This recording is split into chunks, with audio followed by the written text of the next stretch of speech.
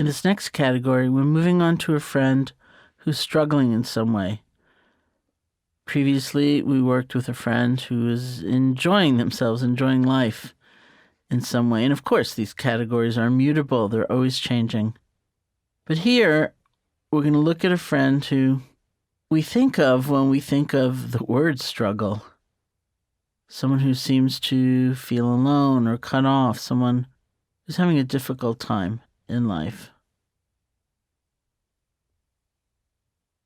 We may also recognize their resource, their strengths. But if we focus on the difficulty, what tends to arise is a sense of compassion. Compassion is a movement of our hearts. It's like a trembling or quivering of our hearts in response to seeing pain or suffering. It's a movement toward to see if we can be of help. It involves spaciousness. It involves balance. Compassion isn't a movement into the suffering so that we ourselves burn up. It's a movement toward to see if we can be of help.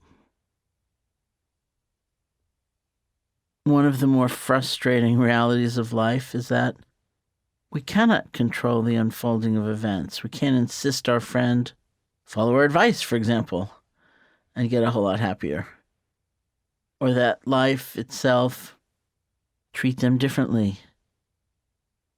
We can be present, we can be supportive, maybe we can be quite helpful or influential, but not in control. So as we offer loving kindness to this friend, we see the different dimensions of recognizing the pain someone's in, caring, learning not to be overwhelmed or ourselves defined by that pain. Offering, wishing well, being present, not disguising or distorting the situation. Here, loving kindness acknowledges the universal vulnerability that we all have. It's not that we all have the same measure of difficulty or conflict or loss in our lives. We are all vulnerable to change, to the insecurities of life. And so compassion isn't a state where we feel superior to somebody, because our lives are all together and theirs are not. But here too we recognize, we're all in this together. We're practicing loving kindness with the flavor, with the texture of compassion. The trembling of our hearts, wishing well, coming near to see if we can be of help. Because relationships tend to be complicated in the course of doing this practice, you may find yourself, preparing a list of improvements your friend should make or whatever it might be. Remember that the basic technique is resting our attention on these phrases, letting the phrases be the conduit for paying attention differently, for being really present and whole. When we get distracted, being able to let go gently and return our attention to the phrases. The 10-year plan we're preparing perhaps for our friend itself becomes a kind of distraction. We let go gently, without judgment, and shepherd our attention back to the phrases. Without this kind of balance, this practice of loving kindness becomes what one friend of mine once called loving kindness with an edge. It's like maybe happy by, let's say, Thursday. I have a lot of people to make happy, and you're maybe at the top of the list now, but that's not going to last, and you better hurry up. And speaking of lists, here is your list of things you need to do. Remember, this is a practice for generosity. It's gift giving. It's generosity of the spirit. And it needs to be a freely given gift, not a gift with a lot of strings attached, like hurry up. Or your life should look precisely as I deem it. Something like that. It's really an offering of the heart. May be happy, may be peaceful, or may be safe, whatever your phrases are. Once again, you can sit comfortably. Relax. Let your energy move into your body. You can call to mind a friend who's not having such an easy time right now, and begin offering the phrases of loving kindness to them. May you be safe, be happy, be healthy, live with ease.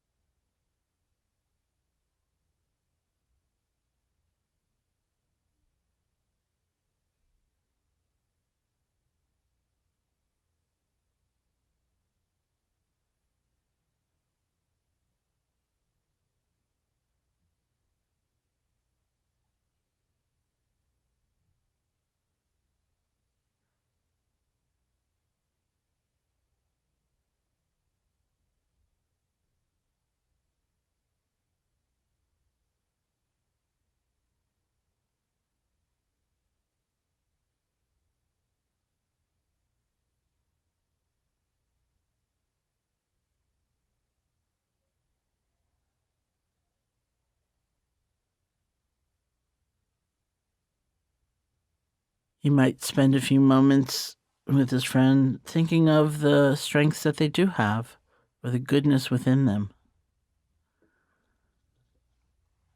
What makes them your friend?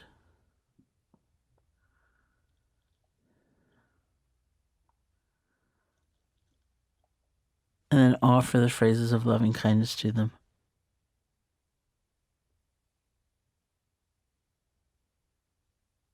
Remember the power of generosity. Your own uncomfortable feelings or a sense of distress certainly might arise, but we don't need to take center stage ourselves as we make an offering to this friend. We can recognize the likely discomfort or dis-ease our friend is going through without having it overtake us.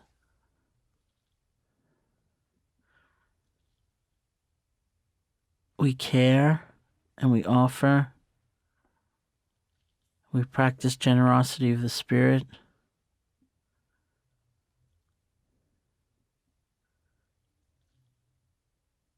Because we're drawing upon a sense of inner resource, wholeness.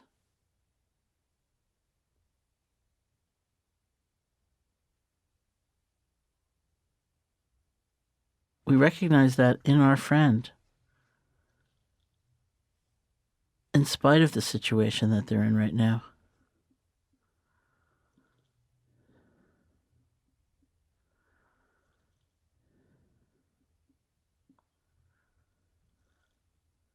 May you be safe, be happy, be healthy, live with ease.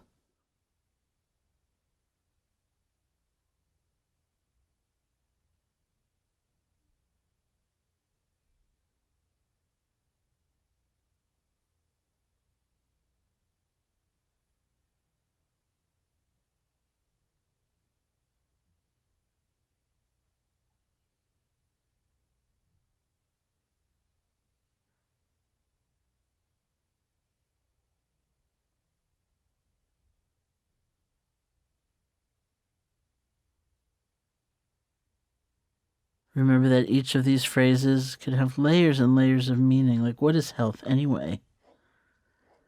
It may not mean the perfect curing of a particular ailment. It may be another whole kind of healing. You don't have to try to work this out mentally, but as you continue repeating the phrases, these other dimensions of meaning will emerge.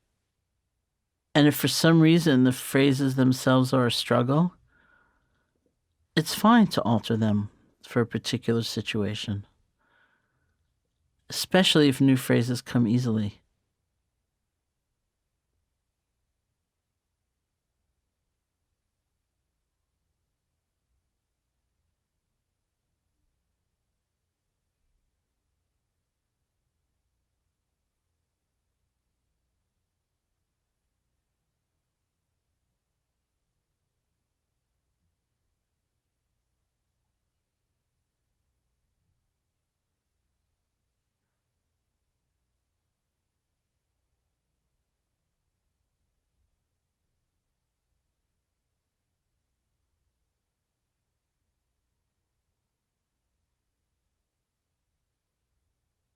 May you be safe. Be happy.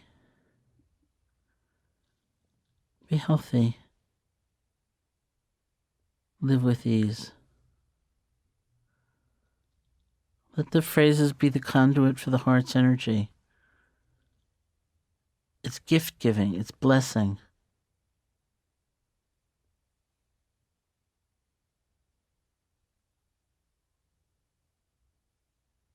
You might have an image of this person.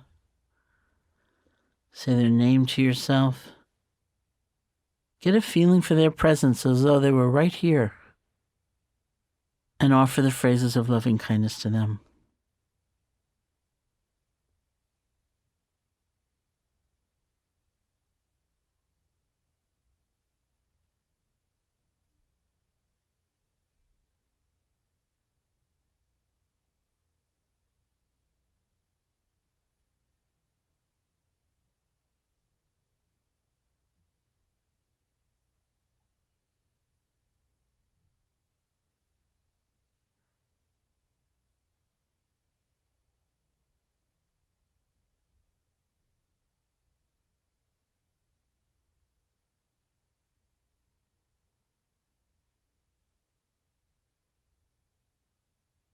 If it starts to feel overwhelming in some way, you might spend a little bit of time just offering loving kindness to yourself.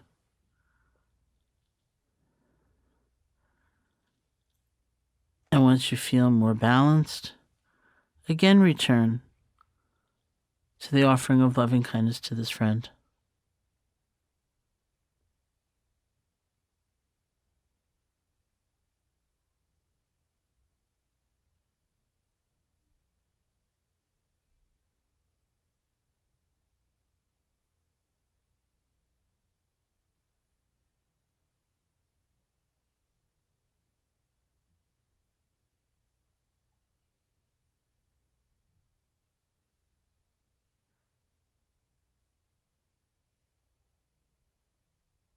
May you be safe, be happy,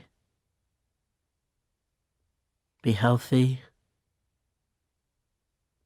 live with ease, or whatever your phrases are.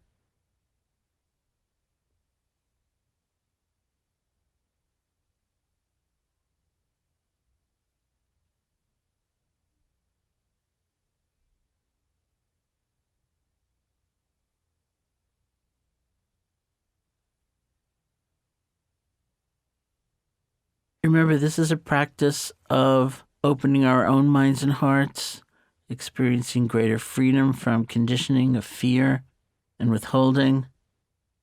It's not a practice of affirmation where we're trying to actually determine the situation of our friend, that they be rid of a disease, for example. Of course, we would love that, but it's not up to us, except in our sense of solidarity and togetherness and connection with them. So we practice for the release of our own habits that keep us from recognizing how connected we all are and keep us from experiencing the potency of loving kindness.